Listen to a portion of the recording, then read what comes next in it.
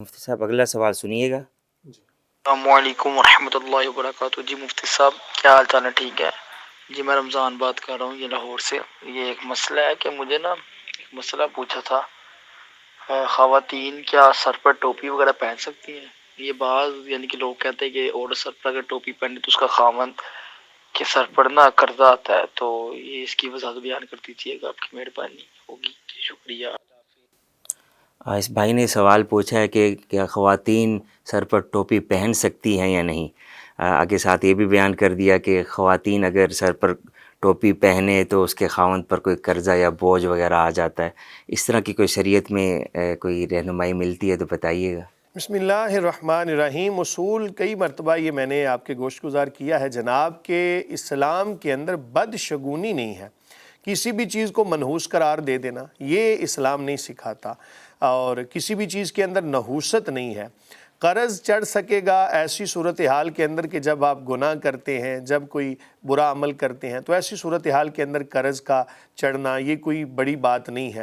رہی بات یہ کہ خواتین کا سر پہ ٹوپی پہننا کیسا ہے، اصول آپ نے یاد رکھنا ہے جناب کہ مردوں کے لیے ایک لباس عرف کے اندر جو متعارف ہو گیا، خواتین کے لیے ایک لباس متعارف ہو جاتا ہے، خواتین کی پہچان بن جاتا ہے۔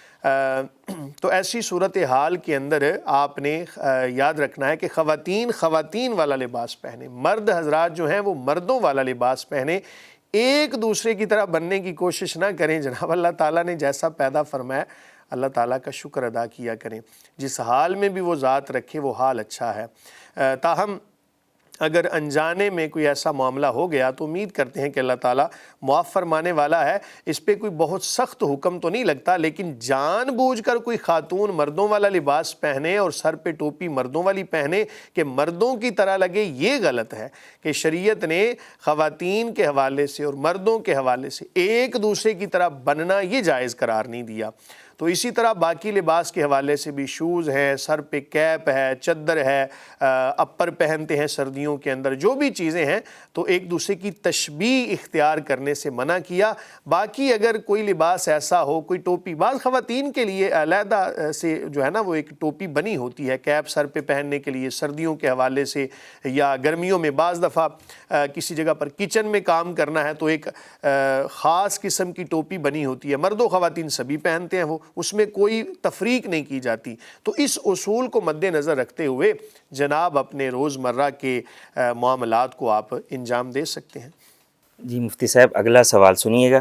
السلام علیکم، آپ لوگوں کا پروگرام بہت اچھا ہے، میں باقاعدگی کے ساتھ دیکھتی ہوں۔ میرا سوال یہ ہے کہ مثلا میں ایک کوکنگ کا کام کرتی ہوں اور میں بہت زیادہ بزی ہوتی ہوں، اور میں یہ مثلا ذکر وغیرہ درود شریف، کلمہ شریف، سورۃ قل واللہ احد شریف باوضو کے ساتھ اپنے کام کے دوران کام بھی کرتی رہتی ہوں، ساتھ ساتھ ذکر بھی کرتی رہتی ہوں، اور مجھے اس چیز کا خوف ہوتا ہے کہ میں کہیں گنہگار ہو رہی ہوں۔ اللہ کا ذکر ایک عبادت سے اور ادب سے بیٹھ کے کرنا چاہیے، جا نماز کے اوپر میں کام کے دوران ذکر کرتی ہوں، میں کہیں غلط کر رہی ہوں، مجھے ہر وقت اس چیز کا خوف رہتا ہے، مجھے اس کے بارے میں آگاہ کرتے ہیں پلیز۔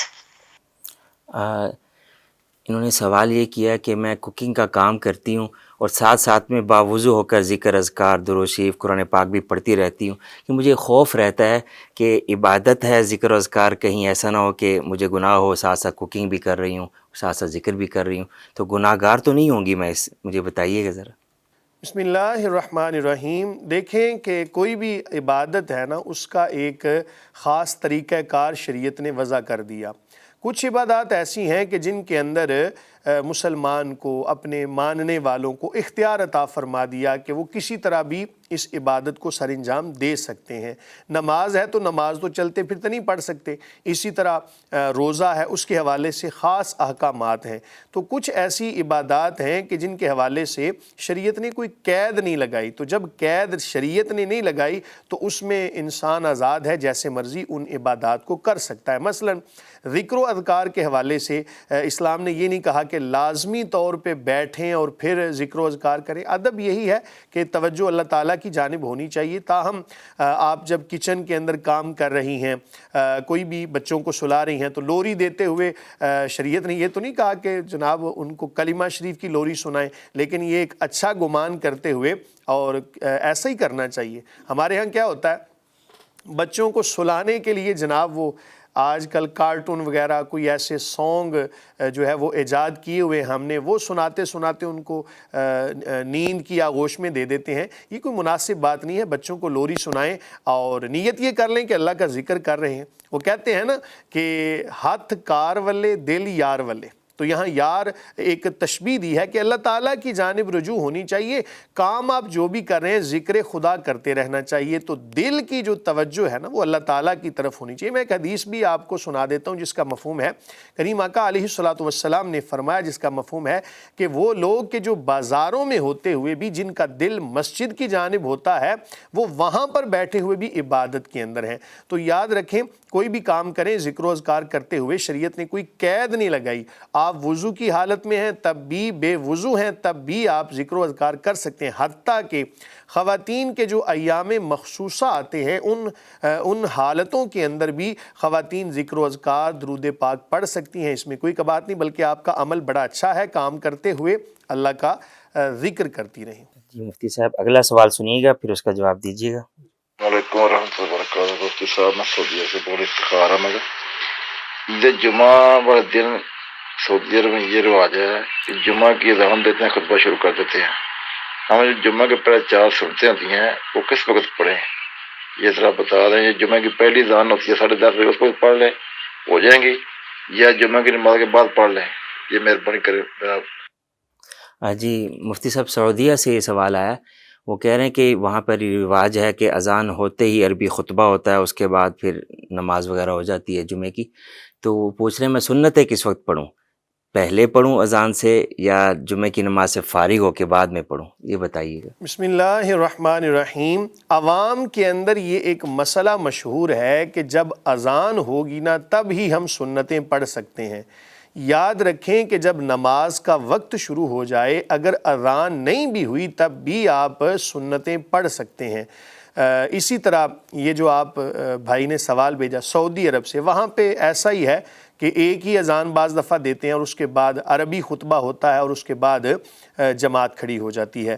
تو جب زوال کا وقت ختم ہو, جیسے ہی زوال ڈھل جائے, یعنی سورج سر سے تھوڑا سا سرک جائے, تو ایسی صورتحال کے اندر اذان نہیں بھی ہوئی تو آپ جناب سنتیں ادا کر کے تو مسجد میں چلے جائیں. کوشش کیا کریں پہلے کی سنتیں اور بعد کی سنتیں گھر میں ادا کرنے کی. ہمارے ہاں پرابلم یہ ہے کہ گھروں کے اندر ہم نماز ادا نہیں کرتے, جس کی وجہ سے نا بہت ساری خرابیاں لازم آتی ہیں. گھر کے اندر نماز کا کچھ حصہ لازمی ادا کیا کریں, اس سے برکت ہوگی گھر کے اندر بھی. گھروں کو قبرستان نہ بنائیں جناب. سنتیں پہلے گھر کے اندر ادا کیا کریں, بعد والی سنتیں بھی کوشش کریں کہ اپنے گھر میں آ کے ادا کریں. فرائض چونکہ جماعت کے ساتھ پڑھنے ہیں, اس لیے اس کے لیے مسجد کا انتخاب کریں, اور گھر کے اندر بھی ایک ایسی جگہ مخصوص کریں کہ جہاں پر جس کو گھر کی مسجد کہا جاتا ہے, مسجد بیت کہہ لیں اس کو, یہ زیادہ مناسب ہے. تو گھر کے اندر عبادت کریں, سنتیں گھر میں پڑھیں, اس کے بعد فرائض ادا کر کے باقی نماز بھی جناب آپ گھر میں ادا کیا کریں. واللہ تعالی عالم بالصواب.